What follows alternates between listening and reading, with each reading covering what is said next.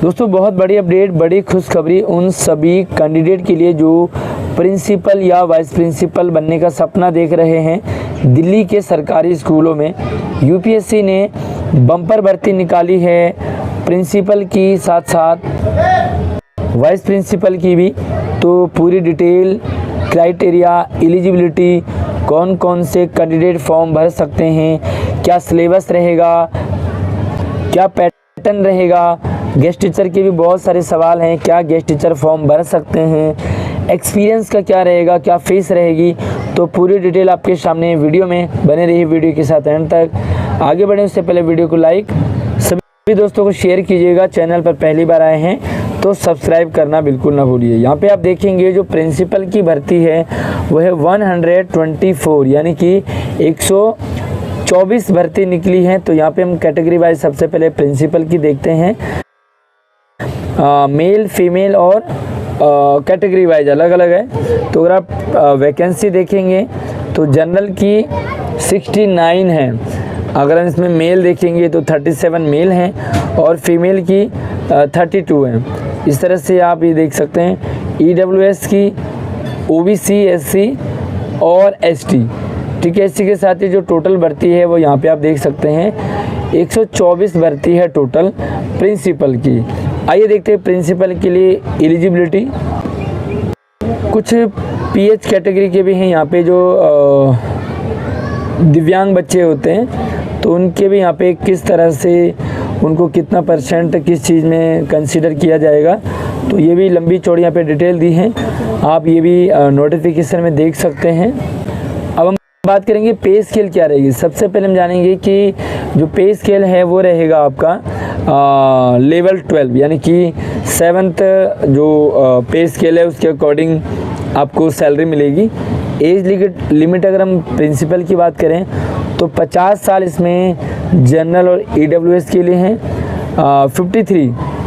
53 years जो है वो आपका रहेगा ओबीसी कैटेगरी, और अगर आप एससी एसटी हैं तो आप 55 साल तक फॉर्म भर सकते हैं, ठीक है। यानी कि आप आराम से फॉर्म भरने के लायक रहें। एज की अगर बात करें तो the age is further relaxable 10 years, तो 10 साल का जो रिलैक्सेशन है वो भी रहता है। और यहाँ पे जो मैक्सिमम है वो आप 56 साल तक भर सकते हैं। अगर हम एसेंशियल क्वालिफ़िकेशन की बात करें, सबसे पहले हम प्रिंसिपल की बात करेंगे, फिर हम वाइस प्रिंसिपल की बात करेंगे। तो यहाँ पे आप देखोगे जो एजुकेशन है एसेंशियल, यानी कि जो कंपलसरी है वो रहे master degree from a recognised university, तो आपके पास मास्टर डिग्री होनी चाहिए, and bachelor of education from recognised university. तो आप जो है बीएड आपके पास होना चाहिए, मास्टर डिग्री होनी चाहिए। एक्सपीरियंस की बात करेंगे तो यहाँ पे एक्सपीरियंस डिफरेंट कैटेगरी से है। 10 ईयर, 10 साल का आपका एक्सपीरियंस होना चाहिए। और किस चीज़ में, तो यहाँ पे देखो एज ए वाइस प्रिंसिपल हो, पीजीटी हो या टीजीटी हो, तो आप इनमें से कोई भी है आपका, तो 10 साल का एक्सपीरियंस होना चाहिए। कोई रिकॉग्नाइज स्कूल होना चाहिए, हाई स्कूल, सीनियर सेकेंडरी में आप पढ़ा रहे हो। यहाँ पे डिजर्वेबल क्वालिफिकेशन भी है, यानी कि जो एसेंशियल है वो ज़रूरी है। अगर आपके पास ये डिग्री है तो आपके लिए बेनिफिट रहेगा।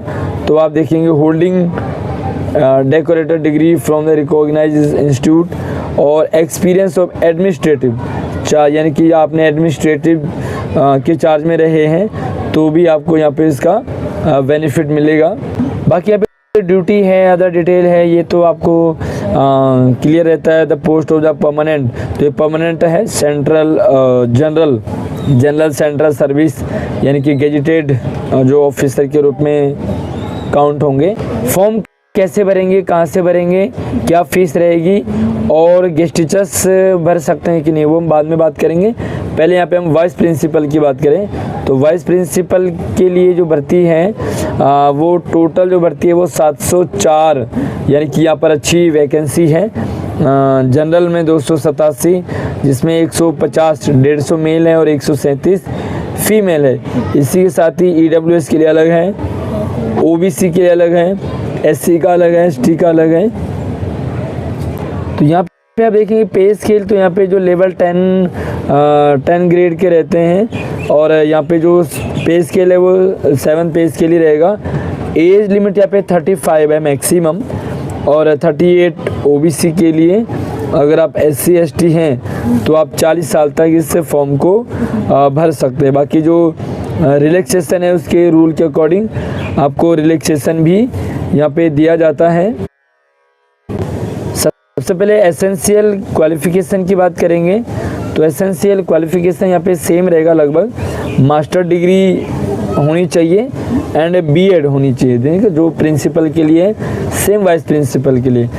एक्सपीरियंस की बात करेंगे तो यहाँ पे थोड़ा सा कम रहता है। एक्सपीरियंस जो है 2 साल का एक्सपीरियंस आपको PGT एज ए PGT में पढ़ाने का 2 साल और 3 years experience as a train graduate teacher, यानी कि TGT में आपने पढ़ाया तो 3 साल का, PGT में 2 साल का एक्सपीरियंस आपको मांगा जाता है। और बाकी जो है ड्यूटी वगैरह अदर डिटेल सेम रहता है। यहाँ पे कोई ज़्यादा अलग से नॉलेज जानकारी की ज़रूरत नहीं है। अब फॉर्म कैसे भरना है तो यहाँ पे आप देखेंगे साइट यहाँ पे दे रखी है, UPSC की साइट है, वहाँ से आप फॉर्म भर सकते हैं। ऑनलाइन अप्लाई करना होता है, यहाँ पे सारे जो डिटेल है वो फिल करनी होती है, डॉक्यूमेंट वगैरह फिल करना होता है।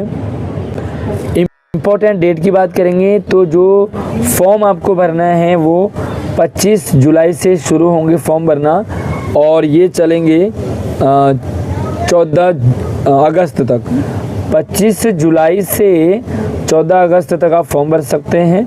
बाकी फॉर्म भरने की वीडियो हमारे चैनल पे आपको मिल जाएगी, इसी वीडियो की डिस्क्रिप्शन में आपको वो वीडियो डाल देंगे। यहाँ पे आप देखेंगे पेन पेपर होगा, बहुत सारे पेपर आजकल कंप्यूटर बेस्ड हो रहे हैं, लेकिन ये क्या रहेगा, pen and paper based combined recruitment test, ठीक है। CRT यहाँ पे कंप्यूटर बेस्ड नहीं होगा। और जो भी शॉर्ट लिस्टेड कैंडिडेट हैं उनको इंटरव्यू के लिए बुलाया जाएगा। पहले एग्ज़ाम होगा, एग्ज़ाम के बाद आप शॉर्ट लिस्टेड होंगे, शॉर्ट लिस्टेड के बाद आपका एक इंटरव्यू होता है और उसके बाद आपका सिलेक्शन हो जाता है। तो चाहे वो हम सिलेबस की बात करें, चाहे वेटेज की बात करें, ठीक है, तो सारा जो है वो इसी उसमें डाला हुआ है, नोटिफिकेशन में डाला हुआ है।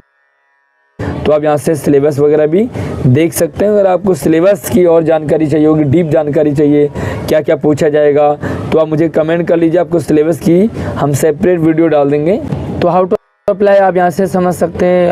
आपने UPSC के ऑफिशियल वेबसाइट पे जाना है, वहाँ से फॉर्म भरना है और फॉर्म में जो भी डिटेल वगैरह है, डॉक्यूमेंट है, वो सारे अपलोड करने हैं। अब हम बात करेंगे कि गेस्ट टीचर, खास करके गेस्ट टीचर के डाउट आ रहे हैं कि गेस्ट टीचर फॉर्म भर सकते हैं कि नहीं। देखिए सीधी सी बात है, एलिजिबिलिटी में क्या है, एक्सपीरियंस अगर आप प्रिंसिपल के लिए भर रहे हैं तो आपको 10 साल का एक्सपीरियंस होना चाहिए।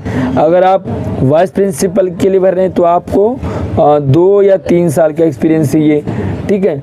अब ये एक्सपीरियंस जो है guest teachers, as a guest teacher आप पढ़ा रहे हैं तो आपको एक्सपीरियंस है ऑलरेडी, 10-10, 15-15 साल से पढ़ा रहे हैं, तो आप प्रिंसिपल और वाइस प्रिंसिपल दोनों के लिए एलिजिबल हैं। कैसे, तो आपको मैं बता देता हूँ। उससे पहले हम जानेंगे कि जो 1 टाइम एडिट, अगर आप फॉर्म भरते हैं तो फॉर्म भरने में आपको जल्दबाजी नहीं करनी है, क्योंकि आपको एक बार इसे एडिट करने का मौका मिलेगा, लेकिन आप चाहें फर्स्ट टाइम ही इसे ठीक कर लें ताकि आपको एडिट करने की ज़रूरत ना पड़े।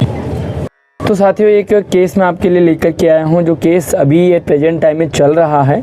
और हमारे एक साथी हैं जो गेस्ट टीचर हैं और उन्होंने प्रिंसिपल के पोस्ट को क्वालिफाई किया है उन्होंने, और उनको क्या हुआ कि रिजेक्ट कर दिया, उनको ये कह के कि इनके पास एक्सपीरियंस नहीं है। तो यहाँ पे आप देखेंगे, तो आप देखें यहाँ पे applicant candidate to the post of principal has been rejected, उनको रिजेक्ट कर दिया on the ground that he does not process the principal experience of 10 years he further contented. मतलब उनका क्या जो एक्सपीरियंस है वो 10 साल का नहीं है, इसलिए उनका रिजेक्ट कर दिया। जबकि उनका कहना है, आप देखेंगे यहाँ पे he is working, the applicant was working as guest teacher contractual employ with the respondent for the last 12 years continuously, लगातार वो 12 साल से पढ़ा रहे हैं, ठीक है। और उनका एज ए गेस्ट टीचर के तौर पे रिजेक्ट कर दिया।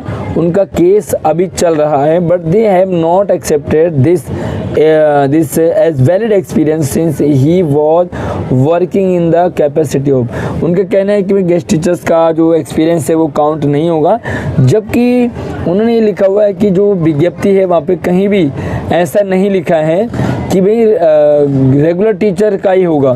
ठीक है, उन्होंने एक लिखा है कि regular teachers and guest teachers कहीं भी वहाँ पे मेंशन नहीं किया गया है ना।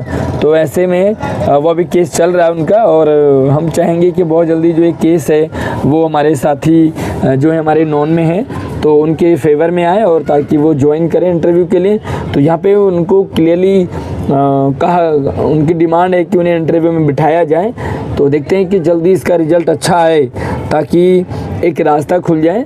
और बाकी साथियों और भी केसेज लगातार आप डालें डिपार्टमेंट पे कि वो क्यों नहीं आखिर गेस्ट टीचर का जो एक्सपीरियंस सर्टिफिकेट है वो काउंट हो, क्योंकि वो भी काम कर रहे हैं और यहाँ पे कहीं भी गेस्ट और कॉन्ट्रैक्ट नहीं लिखा हुआ है। सीधी सी बात है कि जो गेस्ट टीचर है वो भी अब लगातार काम करता आ रहा है, तो उसको भी जो काउंट किया जाए।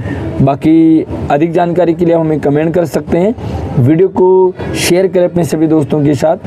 जो भी आपका सवाल, डाउट, कन्फ्यूज़न हो आप कमेंट में हमें पूछ सकते हैं। धन्यवाद।